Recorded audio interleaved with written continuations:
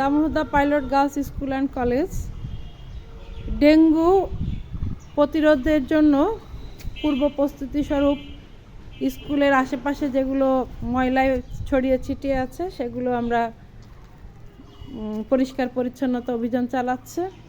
শিক্ষার্থীরাও এর সাথে জড়িত এবং এখানে কিছু গাছ লাগানো হয়েছে। এটা আপেল ফুল।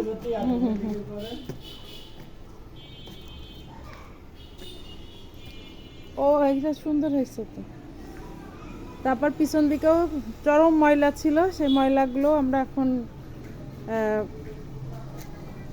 এখানে হাঁটাই যেত না, আশেপাশের মানুষগুলো ইচ্ছা মতো ময়লা ফেলতো। আমরা তাদেরকে সচেতন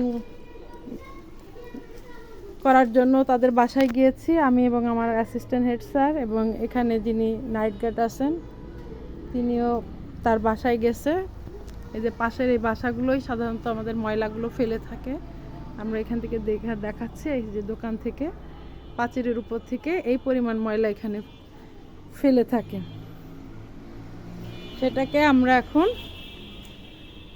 পরিষ্কার করে খুব সুন্দর করে এখানে আমলকি গাছ, তারপর নারকেল গাছ, বেল গাছ, তারপর পেঁপে গাছ, কুল গাছ, আতা গাছ, এগুলো আমরা কদম গাছ এখানে দেখতে পাচ্ছি যে একদিকে বৃক্ষরোপণ চলছে আর একদিকে আমাদের পরিষ্কার পরিচ্ছন্নতা অভিযানও চলছে।